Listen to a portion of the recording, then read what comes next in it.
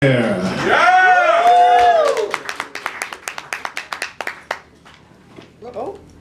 sorry. Shake your hand. Oh, too late. Please do. I'd like to touch your hand. Thank you, buddy. Well, hello.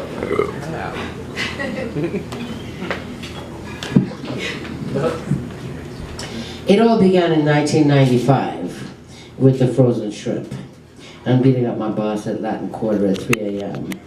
But not this one. This story began 10 days ago after waking up from the 8.2 earthquake in Vancouver.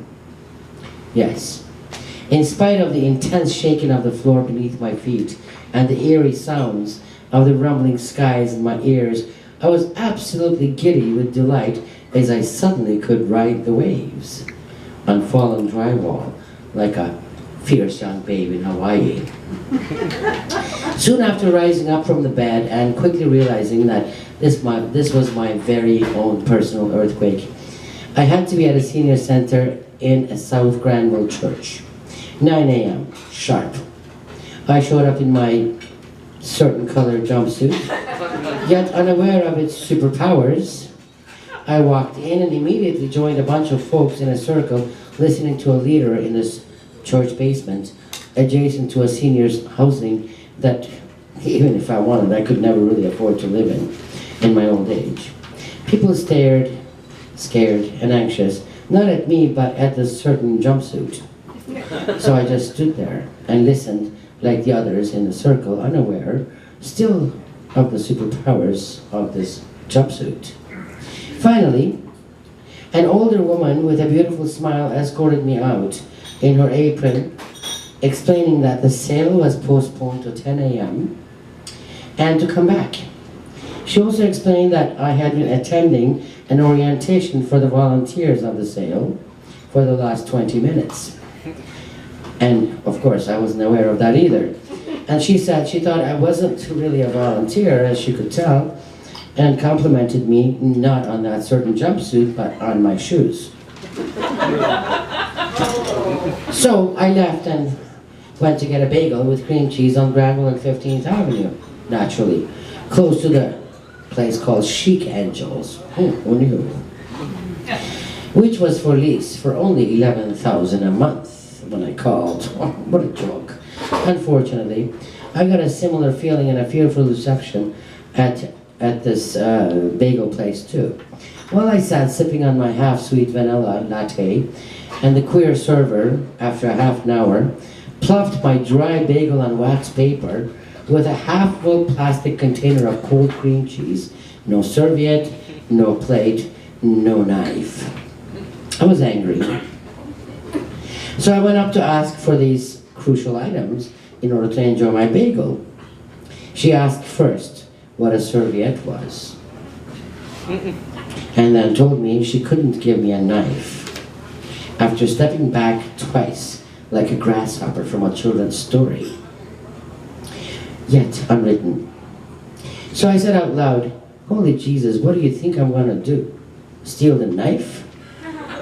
And then I was like, oh, you think I'm gonna randomly stab people in the heart, yelling Allahu Akbar? Or, is the orange the new black, you motherfucker? Or is it summertime? Was the living really so easy? Was your daddy so rich? Your mother that good looking? I don't think so. That night, I went to bed early and had another dream.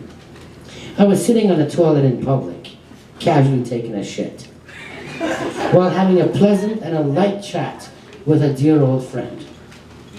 This was in the town center of Kos, a Greek island with all the cats and the Albanian boys who loved me like their aunt.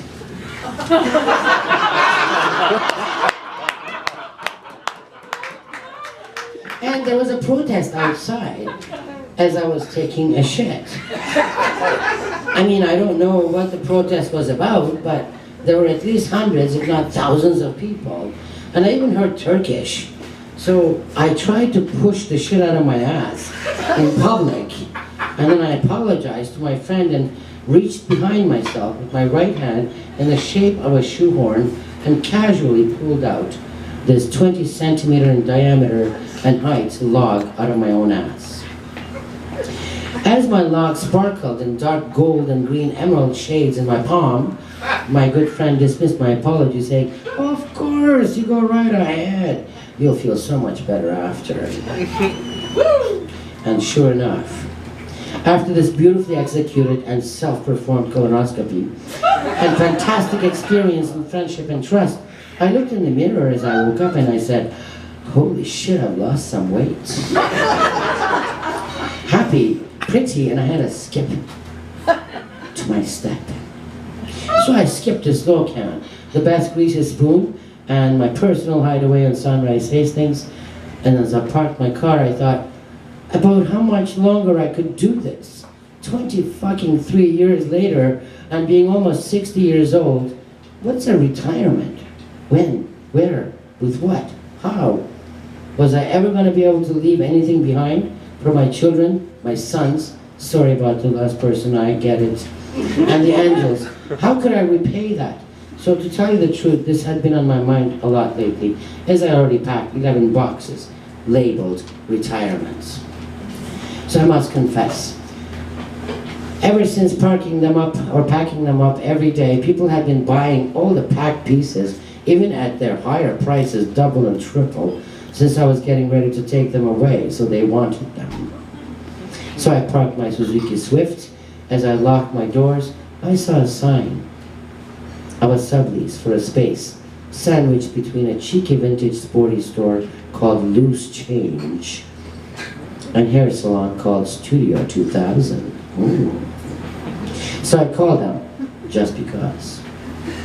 And if it all works out, I'll be opening a new space with all my most amazing collectibles and complicated historical pieces, and getting ready for my imminent and inevitable retirement somewhere between Costa Rica, Yarmouth, Nova Scotia, Montenegro, and a small Greek island named Syri near Kos.